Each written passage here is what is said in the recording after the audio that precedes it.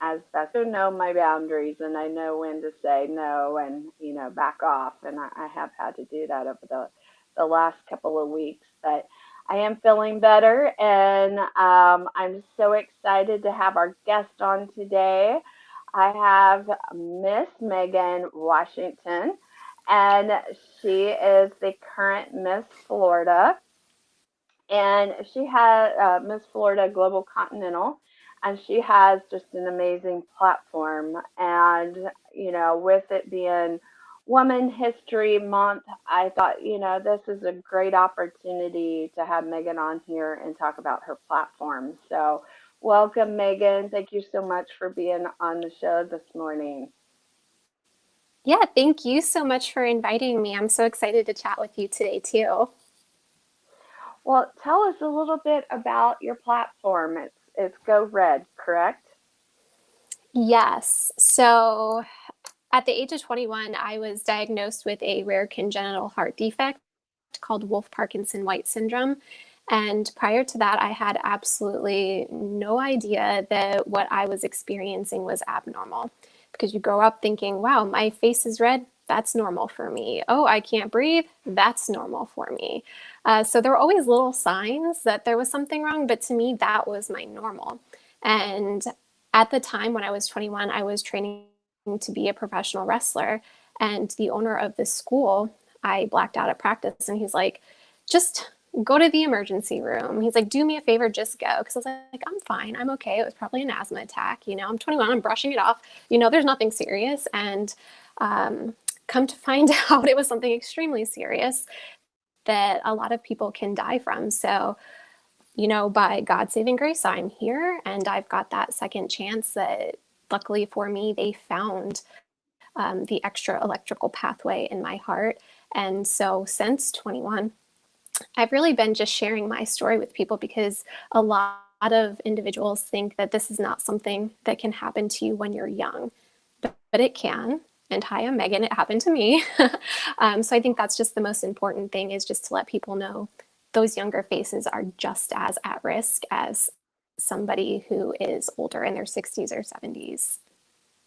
Yeah, somebody who's also a zebra. I didn't get my diagnosis until my 40s, and so I completely understand what you're saying. My symptoms started getting worse in my late 20s, and the doctors left and right were like, "You're too young to have these symptoms." So I completely understand where you're coming from.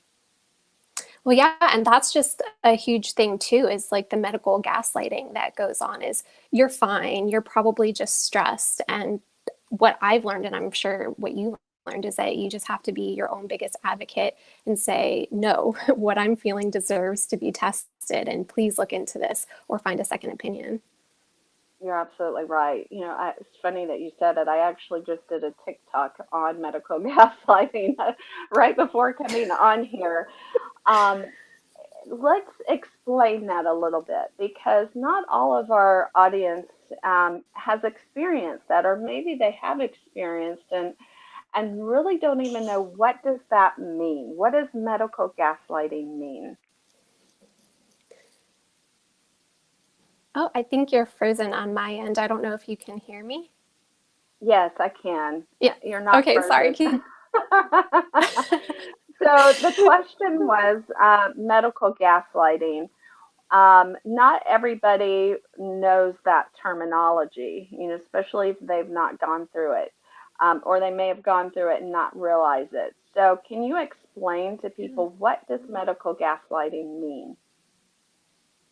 Yeah, so it's one of those things where if you go to the doctor and you're not feeling healthy, and they're like, oh, they're just, owning it up to something else, and they're just dismissing it. They're not really believing it, and they don't want you to think that there's something wrong. But in hindsight, when you look back on things, sometimes there really is something serious going on that people are just dismissing. And it's one of those things where I think it's the average person. If you're a man, you don't wait as long in the emergency room as if you are a woman. For me, I waited 5 hours. They told me nothing was wrong. I was healthy. And turns out I had something very seriously wrong with me. So medical gaslighting is kind of like when nobody believes you and they're telling you you're okay and you're fine. Um, and that's why I was just saying that you really need to be your own advocate. Yeah, absolutely. I know, I've gone from being told that I'm too young to actually had a doctor use the R word, saying that the only people who have this particular symptom are retarded people. And I was just dumbfounded that he even used that word, because it's not a medical terminology that most people in general use. Um, and then even to the point of using the word psychosomatic. And I don't know if you've heard that word, that term, basically just meaning that it's all in your head. And that's so frustrating. And I think it, not only affects what you're going through physically, but then it adds another layer to mental health, when your doctors don't believe you. Yeah, and that's the thing too with younger women that are going into the emergency rooms experiencing, that weight in their chest. They're having dizzy spells, things that if you aligned that with somebody that's 50 or 60, those could be signs of, a heart attack or something serious going on with your heart, but they're just very dismissive of it because of age. Like that could not happen to you when, different studies are coming out saying younger and younger women could have heart issues, especially they're starting to study maternal health because the maternal mortality rate is increasing. So women in particularly, I feel, have to really advocate, advocate, advocate. If something doesn't feel right, don't let people tell you you're crazy because you're not crazy. Right. And that's what the importance of being a self advocate is, being able to learn how to speak up on your own behalf. I know growing up, I was taught that you just kind of put that doctor on on a pedestal. And after working with physicians, they're human too. They make mistakes. They're not taught everything in medical school, like maybe it was 30, 40 years ago.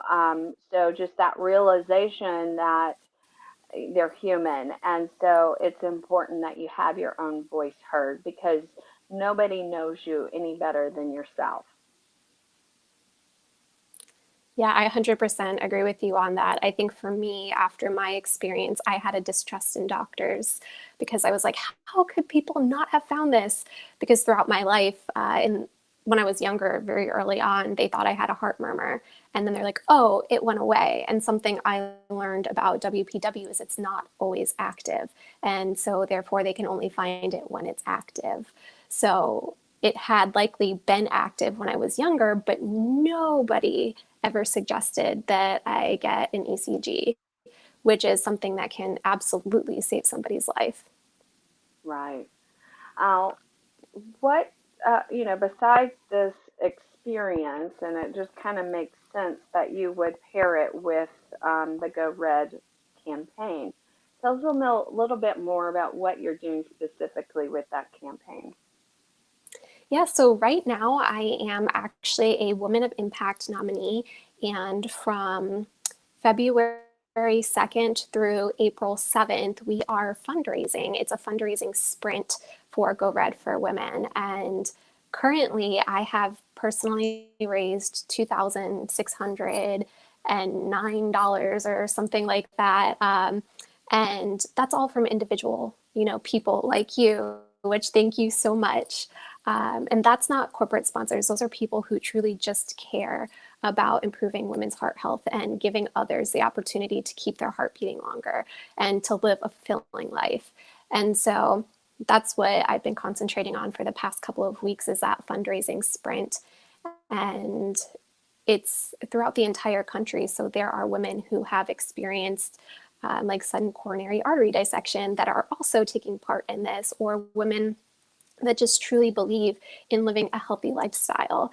And so later tonight, I'm actually hosting a women's heart health empowerment where I want women who I've met through pageantry to be able to share their stories because it's absolutely remarkable the types of women that you meet doing pageantry and their stories, and they're all unique and they're all amazing. And it's, I don't know, it's just going to be a really fun, inspirational chat. And is this online if people are wanting to chime in and hear what's going on? Yeah, it's going to be on Instagram Live. And I think probably most people watching this do follow Global Continental and me personally. But if not, my URL or my name is at MSMEGANWASH. So Miss Megan Wash. So that'll be starting at 7 Eastern Time. And we have 6 people, including myself, that will be sharing their heart health stories and their journeys and just like their triumphs and their victories. Because going through any type of diagnosis, as you know, can mentally just set you back a lot. So I really wanted to focus on the positive things. And, it's what everybody's financial contribution is doing is it's bettering the lives of these women, and I want you to hear their stories. That's amazing. So after the show, if you could go in the comments and put that link on how they can find you on that Instagram live tonight, I'll make sure Of that it course. gets on the different outlets so that they can follow you. I Thank you. wanted to, oh, my pleasure. This is all about positivity and how people can get engaged and help all across the U.S. It doesn't have to be locally. That's the whole point of this is to bring us all together across the U.S., across the world. I've had guests from Africa on here. So, it's all really about connecting us all together and make greater change.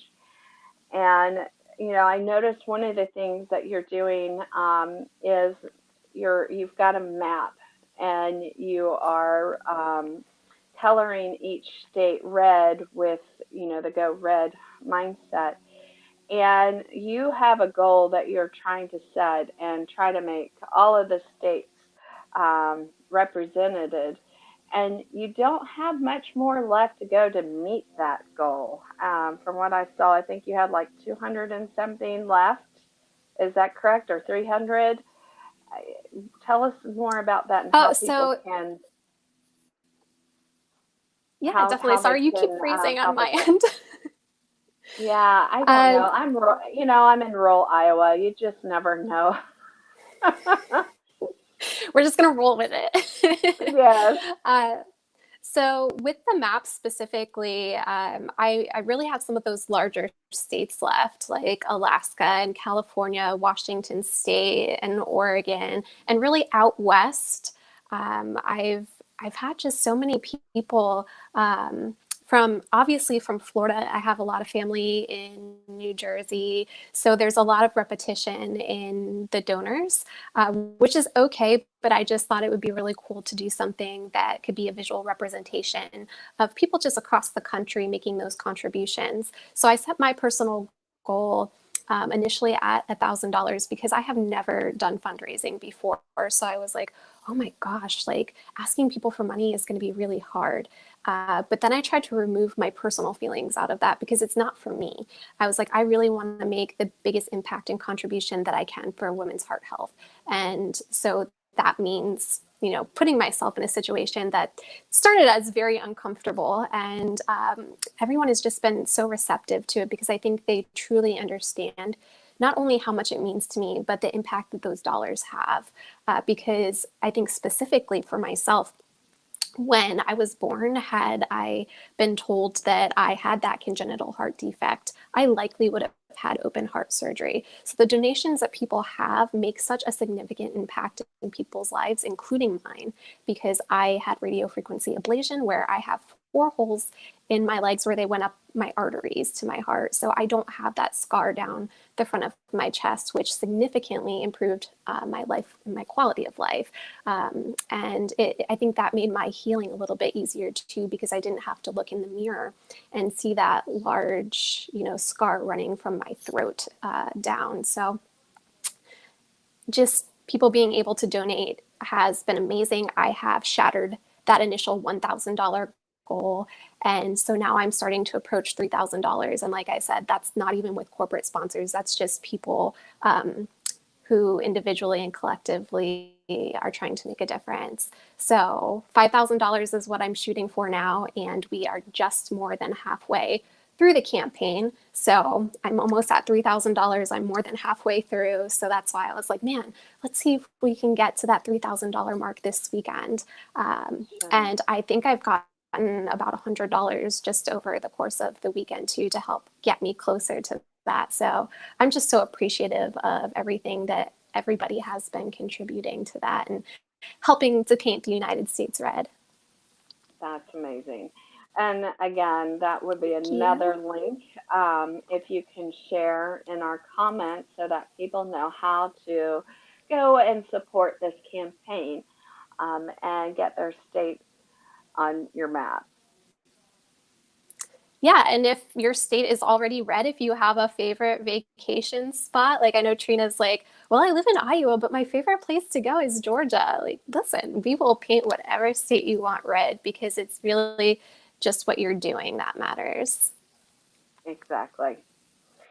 We've talked about how people can get involved and help you with your campaign. What are some things, we've talked about medical gaslighting, but what are some things that are misnomers about heart health, that people may not be aware of and could help them with diagnosis? Yeah, so specifically, something that has recently come out is that 45% of women under the age of 20 are already living with some form of heart disease. And that's incredibly scary because that's almost half of us that are already living with some form. So I think really, at the end of the day, it's about eating healthy and it's about working out. You can't do one without the other in order to, live that healthy lifestyle. And it's hard, people like cake. I have the biggest sweet tooth. So I completely understand when people are like, that is not sustainable. Like, I get it because I struggle with that too. But it's really just putting your best effort in to be your best self. And so that means, trying. That means trying to get those steps in. That means trying to eat better tomorrow than you are today and every day after that. So I think when people start following that, if they start noticing things just don't feel right, go to your doctor, start having those conversations. Because, like I said, half of, women over the age of 20 are already, living with some form of heart disease, but it can be manageable. You don't have to die from it. It is not a death sentence if you take care of yourself. So it's really knowing your body, taking care of it, and having those conversations with your doctor and not putting it off. Wow, that's great information.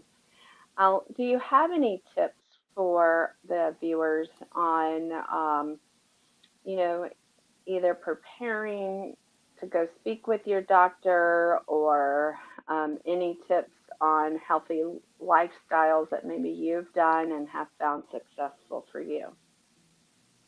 So, the American Heart Association, their website is heart.org. They have recipes and everything available for free. They also have workouts and just anything that you can possibly think of that you might need if you don't know where to start. So, they are an absolutely excellent resource to use. And just as far as preparing for your doctor, I think that's probably going to be different for everybody because I think what I went through is obviously completely different than if somebody has experienced cardiac arrest or they've had a heart attack. So I don't want to provide any type of advice to those types of people because I myself have not lived through that. I can only tell you through my experiences. Right, absolutely. We all have our own different experiences. But I know for my own, just moving from Georgia back to Iowa, one of the biggest challenges, oops, I lost my earpod. One of the biggest challenges that I have encountered is healthcare records still do not communicate with each other across state lines. And it can be a challenge getting new physicians on board with your diagnosis and understanding what's going on. And so, one of the things that I came across is tracking down certain documents. And so I have now created a complete folder of all of my lab work, all of my physician notes, etc., so that I can provide that to any new physicians. And that's not always something, especially if you're younger, you're out on your own. Your parents have kind of helped you along the way, and you've not had to do any of that on your own, you may not think about. And so that's what I'm talking about with tips. Is there anything that you have done that has helped you that might be a lifesaver for somebody else? Yeah, and I think specifically for me, just through my experiences, is when you go to one doctor, they want to run completely new tests than the other doctor had just for their own comfort and their own findings. It's almost like they distrust that information that you're providing to them. So they'll run blood work again, they'll test your cardiac enzymes, they'll potentially want to do like the ultrasounds on your heart. And so, like you mentioned, having your medical records is likely helpful, but I think that doctors will probably also want to run their own tests just to confirm. Because I know I have asthma too, and every time I visit a new doctor, they're like, "Do you have asthma?" And I'm like, "Do whatever test you want." Like, yes, I have asthma. I've carried an inhaler since I was a kid. So Right. I think that every doctor is, if you go to different doctors, they're going to definitely want to run their own tests, and especially for a lot of heart stuff, if it's something electrical, and not your plumbing, which means tachycardia related, or they're going to run an electrocardiogram to measure the rhythm of your heart. Because that's what the electrical portion is the rhythm, and that's how they're able to identify if something isn't right. So I don't want people to think that if you have to have tests, or if you have to have tests done again, that it's necessarily going to be extremely painful or excruciating or scary. The ECG is 2 seconds, not scary. They just, stick little sticky things to you. And I think the worst part about that is if you're allergic to the adhesive, it's really itchy for a couple days after. But Yes. even with the ultrasound, it's painless. And I know they do that to see, if you have like clogged arteries, or kind of what's going on with that too. For me, they did the ultrasound to see where the extra electrical pathway was, because it was active. So that is not painful either. So I think maybe a lot of, or many reasons why people may not visit the doctor initially is because they're scared that something could hurt and they don't want to go through it. But not all tests hurt, and they're not all scary.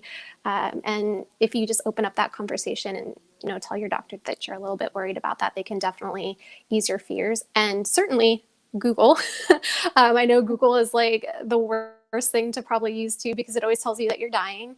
But I think that there's really great resources out there too for people who might be experiencing similar things, where you can just get that peace of mind that they'll share, like, hey, this is what my doctor thinks that I have, and this is kind of what I've been going through. And I think just knowing what you're in for kind of helps you too, because it's not that unknown factor. Right, right, absolutely. Well, thank you so much for all this information. This is great. And, I think you're absolutely right. A lot of times it's that fear of the unknown and thinking that something's going to hurt and it may not. So, not everything involves needles. Just And turn the other way. right, right. Because ultimately it's about your health and your quality of life and being able to live your best life. And if, that means that you have to get your blood drawn, get your blood drawn because it's better that, you're able to be there for not just yourself, but your family members. I have grandkids. And so, I think of them foremost as I want to be there for them as they're growing up. So, well, is there any last thing that you would like to share with our viewers about what you're doing, about your platform, or anything that they can help get involved that we haven't spoken about? Of course. So the American Heart Association has chapters throughout the entire country. There are so many different ways to get involved, such as You're the Cure. So if you are very passionate about heart health and you're looking to make that change with our laws, and I know specifically in Florida, we just advocated for tele CPR, and that's made its way through the House and everything. And I think that's just waiting to be signed by the governor now. So if you're passionate about things like that, there's things that you can do from your own computer, and that is called You're the Cure. There's also Research Goes Red, where women are not as represented in heart health research as men. And as you know, women, 1 in 3 will die of heart disease or stroke in their lifetime. And that is incredibly scary that we are not represented in heart health research. So you can sign up for that for free too. And like recently, they've just been asking questions if you've had COVID, what types of things have you experienced? Because you're trying to connect that with heart health as well. So it's very easy. It's all free. You can also get involved with Heart Walk, Go Red for or Go Red luncheons, the Go Red balls, and those just happen throughout the entire country. So it's not specific to just Florida, just Orlando. And they're always in need of volunteers. So whether you want to attend as a guest or you want to volunteer, I know the American Heart Association would be very happy to have you. Wonderful. Well, thank you again for your time, Megan. And please don't forget to add any of the links that you would like to share with the viewers so that they know how to continue to follow about your journey and what you're doing and how they can get involved. Oh, thank you so much. Thank you for having me. My pleasure. You all have a wonderful rest of your week, and I will be joining soon with more guests. And just continue to follow us on this journey of community coffee.